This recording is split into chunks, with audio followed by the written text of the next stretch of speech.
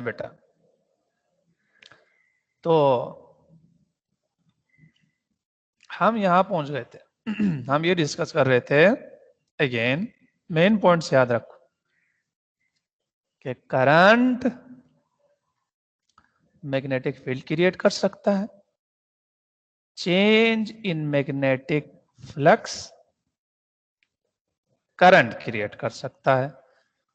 इस फेनोमेना को हमने नाम दिया था इलेक्ट्रोमैग्नेटिक इंडक्शन। ठीक, अब ये जो इलेक्ट्रोमैग्नेटिक इंडक्शन है, इसके टाइप्स हम पढ़ रहे थे। एक तो हमने कहा ये कि मोशनल है, इसमें ये होता है कि आप वायर को हिलाएंगे तो फ्लक्स चेंज होगा, फ्लक्स चेंज होगा तो इलेक्ट्रॉन्स को एनर्जी मिलेगी जिसकी वजह से करंट हो।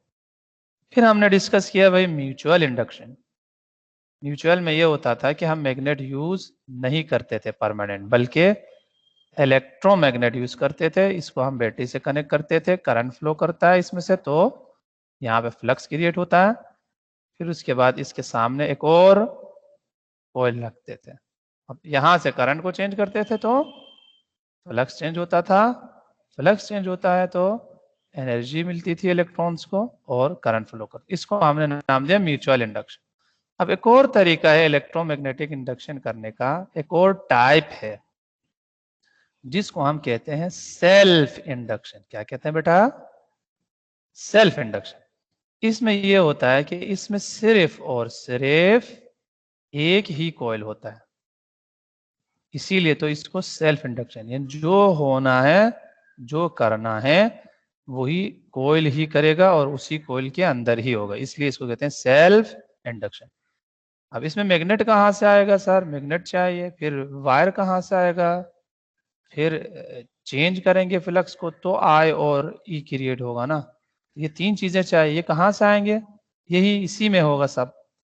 ये आपने कॉइल लिया, इसको आप बैटरी से अगेन कनेक्ट करो तो क्या होगा? इसमें से करंट फ्लो होगा। अब आपको पता है जब करंट फ्लो होता है तो मैग्नेटिक फील्ड क्रिएट होता है। इस कॉइल के अराउंड क्या होता है भाई? पूरे इस एरिया में क्या होता है? मैग्नेटिक फील्ड क्रिएट होता है। अब क्योंकि पूरे एरिया में इसको हम नाम देते हैं मैग्नेटिक फ्लक्स। तो मैग्नेट तो आ गया भाई, ये देखो ये इलेक्ट्रोमैग्नेट बन गया। ठीक, तो पहला तो कंडीशन पूरा हो गया, फर्स्ट चीज जो हमें चाहिए था वो हमें मिल गया। अब दूसरा हमें चाहिए इस फ्लक्स में कोई कॉइल हो, तो यही कॉइल है ना, ये जो कॉइल है ये अपने फ्लक्स के अंदर मौजूद है, तो कॉइल भी है, ये खुद कॉइल है। अब थर्ड जो चीज हमें चाहिए, अब हम अगर फ्लक्स को चेंज करेंगे फिर इसी के अंदर जो है इलेक्ट्रॉन जो मौजूद है उनको एनर्जी मिलती है और उसकी वजह से एक करंट क्रिएट होगा। एक करंट तो पहले से वो तो है, उसके अलावा आप फ्लक्स के चेंज की वजह से क्या होगा भाई? एक नया करंट क्रिएट होगा, इलेक्ट्रॉन्स को एनर्जी मिलेगी।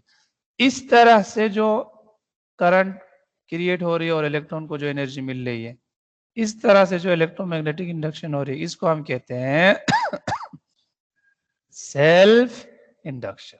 क्या कहते हैं बेटा? Self induction. अगेन सॉरी, थोड़ा गला खराब है। ठीक है बेटा, तो फिर इसको हम यू डिफाइन कर सकते हैं सेल्फ इंडक्शन। करंट जो चेंज होता है, इसमें करंट फ्लो कर रहा है तो फ्लक्स। ठीक, अब करंट को आप चेंज करेंगे तो इसी कॉइल के अराउंड जो है फ्लक्स भी चेंज होगा। जैसे फ्लक्स चेंज होगा, फैराडे के एक्सपेरिमेंट ने दिखाया था कि इसके जो अंदर जो इलेक्ट्रॉन्स है उनको एनर्जी मिलेगी और एक करंट क्रिएट होता है। इसको हम कहते हैं सेल्फ इंडक्शन, यानी changing current in A coil. जब कॉइल में करंट चेंज होता है तो उसी के अंदर क्या होता है भाई? एक ईएमएफ क्रिएट होता है, यानी इलेक्ट्रॉन्स को एनर्जी मिलती है जिसकी वजह से करंट फ्लो करता है। इसको हम कहते हैं सेल्फ इंडक्शन। अब इसका इक्वेशन डिस्कस करना है। इसकी इक्वेशन जिस तरह म्यूचुअल इंडक्शन में इक्वेशन था, वैसे ही मिलता जुलता इक्वेशन यहाँ पर है। वहां पे 2 कॉइल था, यहाँ पे फर्क इतना सा है कि 1 कॉइल। अब कितनी एनर्जी मिलेगी इलेक्ट्रॉन्स को? फैराडे लॉ याद है? फैराडे ने कहा डिपेंड करता है rate of change of flux पर, डिपेंड करता है कि फ्लक्स कितनी तेजी से चेंज हो रही है। देखिए यहाँ पे हमें पता है ये जो फ्लक्स है वो खुद करंट पे डिपेंड करता है। करंट है तो फ्लक्स है, करंट चेंज हो रहा है तो फ्लक्स चेंज हो रहा है। तो इसका मतलब है, इसको हम यूं भी लिख सकते हैं, फ्लक्स खुद करंट पे डिपेंड करता है, तो फिर rate of change of flux rate of change of current पे डिपेंड करता है। नहीं, यहाँ पर एक और इक्वेशन आ गया हमारे पास। ये तो फैराडे का इक्वेशन था फ्लक्स के फॉर्म में। अब एप्सिलॉन को हम लिख सकते हैं किसके फॉर्म में? करंट के फॉर्म में भी। तो इस केस के लिए हम यूं लिखेंगे, फिर ये जो एनर्जी इलेक्ट्रॉन्स को मिलेगी इंड्यूस्ड ईएमएफ, जिसको हमने नाम दिया, ये डायरेक्टली प्रोपोर्शनल है rate of change of current. और अपोजिट डायरेक्शन में अपोज करता है, नेगेटिव का मतलब अपोज करता है। किस चीज को अपोज करते हैं? क्या मतलब इसका? मैंने पहले बोला जो भी चेंज आ रहा है उसको अपोज करेगा। मिसाल के तौर पर अगर करंट में इंक्रीज हो जाए, करंट इंक्रीज हो रहा हो, तो फिर ये जो नया करंट क्रिएट होगा ये अपोजिट डायरेक्शन में क्रिएट होगा। जितना इंक्रीज हुआ है उतना अपोजिट डायरेक्शन में क्रिएट होगा और उसको कैंसिल करेगा, यानी जो भी चेंज आया है उसको अपोज करेगा, इसीलिए माइनस है। इस माइनस की मीनिंग भी मेरे ख्याल में आपको समझ में आ गया होगा, पहले भी मैं बता चुका।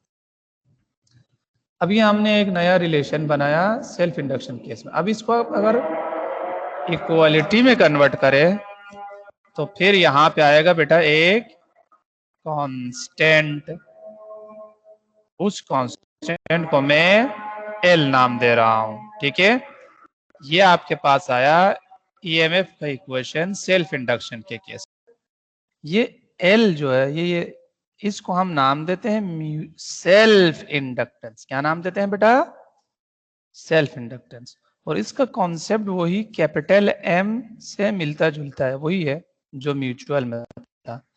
यहाँ पे सेल्फ है तो इसको एल नाम दिया। अब ये है क्या?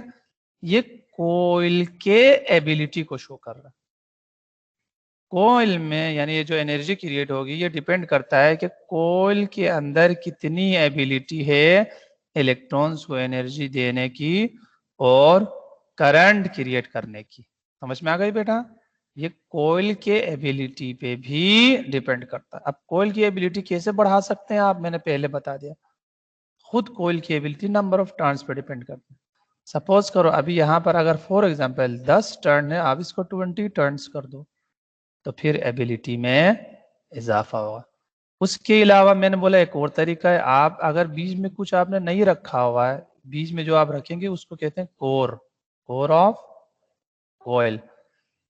कोर में आप कोई आयरन या आयरन टाइप मेटल रखो तो आयरन खुद मैग्नेट बन जाता है, मैग्नेटिक फ्लक्स स्ट्रांग हो जाता है, तो फिर जो है एनर्जी क्रिएट करने की एबिलिटी में और करंट क्रिएट करने की एबिलिटी में इजाफा हो जाता है। तो इन चीजों पर डिपेंड करता है। समझ में आ गई बेटा? तो एल की मीनिंग फिजिकली है ability of coil to induce EMF, यानी खुद कोइल की एबिलिटी कितनी है करंट और एनर्जी क्रिएट करना। और ये ability number of turns, core और इस तरह की चीजों पे डिपेंड करता है। तो एल मेरे ख्याल में आपको समझ में आ गया होगा कि फिजिकल मीनिंग क्या है। लेकिन इसकी मैथमेटिकल डेफिनेशन लिखेंगे हम। जब डेफिनेशन लिखना चाहते हैं, ज्यादातर आपने देखा होगा हम मैथमेटिकल डेफिनेशन, तो इसको मैं अलग सा क्या करना चाह रहा हूँ, इसकी डेफिनेशन लिखना चाह रहा हूँ। तो क्या करें डेफिनेशन लिखने के लिए? मैथमेटिकल डेफिनेशन लिखना चाह रहा हूँ। तो मैथमेटिकल डेफिनेशन लिखने के लिए आप इक्वेशन को यूज करो। आपने बोला यहाँ पे इक्वेशन है E minus L rate of change of current बोला ना हमने। अब आपको एल चाहिए तो आप क्या करो, इस पूरे को इधर डिवाइड करो, यानी epsilon upon delta I over delta T. अच्छा, अब मैं माइनस साइन को भी इग्नोर करूंगा। क्यों? क्योंकि अगर आपको याद हो हमने बोला एल है एबिलिटी, तो एबिलिटी या तो 0 होगी या तो पॉजिटिव होगी, माइनस तो नहीं हो सकती, इसलिए माइनस की जरूरत नहीं। यहां से जो है मैथमेटिकल डेफिनेशन आएगा। कैसे? डिवाइड को हम रेशियो कहते हैं, तो सेल्फ इंडक्टेंस हो गया रेशियो ऑफ क्या? इसको हमने नाम दिया एनर्जी जो इलेक्ट्रॉन्स को मिलती है, उसको हमने नाम दिया EMF, तो हो गया ratio of EMF induced in coil to the, ये क्या है, rate of change of current in the coil. ये हो गया आपके पास आया mathematical definition of self inductance. ठीक है बेटा, अब आगे क्या रह गया? आगे एक मजीद इक्वेशन एक और निकाल सकते हैं, जैसे म्यूचुअल इंडक्टेंस में निकाला था। वो कैसे है? एक फैराडे ने कहा था जो एनर्जी इलेक्ट्रॉन्स को मिलेंगी वो फ्लक्स पर डिपेंड करती है। आपने यहां पर कहा कि ये जो सेल्फ इंडक्टेंस है, इसमें एनर्जी जो मिलती है वो rate of change of current पे भी डिपेंड करता है। ठीक, ये नए क्वेश्चन। अब लेफ्ट साइड सेम है, राइट साइड को इक्वल कर दो तो नए इक्वेशंस भी मिलेंगे। हम राइट साइड को बराबर कर दिया, ये और ये कैंसिल हो गया, डेल्टा टी से कैंसिल हो गया, यहाँ पे बचा n delta phi is equal to L delta आई।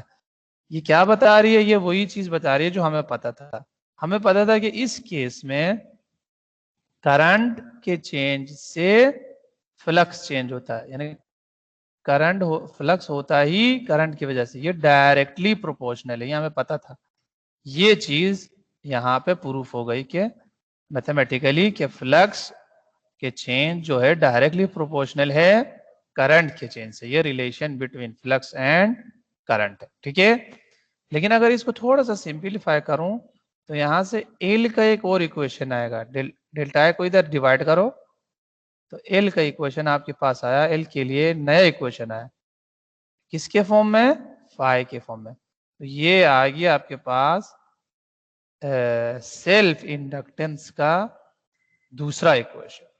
तो इन दोनों को मिलाने से एक तो फ्लक्स और करंट का रिलेशन हमें मिला जो कि डायरेक्टली प्रोपोर्शनल है, हमें पता था। और दूसरा सेल्फ इंडक्टेंस हमने फाइंड किया आप फ्लक्स के फॉर्म में भी, क्योंकि ऊपर जो हमने सेल्फ इंडक्टेंस फाइंड किया था वो करंट के फॉर्म में था। L is equal to epsilon over delta I over delta T था। ठीक है बेटा, तो ये हो गई सेल्फ इंडक्टेंस के इक्वेशंस। ठीक है, तो एक दफा रिवाइज करते हैं कि क्या हमने क्या किया। Electromagnetic induction in flux change हो तो इलेक्ट्रॉन्स को एनर्जी मिलेगी और करंट क्रिएट होगा। मोशनल तरीके से भी हो सकता है, म्यूचुअल तरीके से भी हो सकता है, और सेल्फ इंडक्शन तरीके से भी हो सकता है। और हर केस के लिए हमने इक्वेशंस भी फाइंड कर लिया है। यहां पर इलेक्ट्रोमैग्नेटिक इंडक्शन के जो कॉन्सेप्ट है वो खत्म। अब हम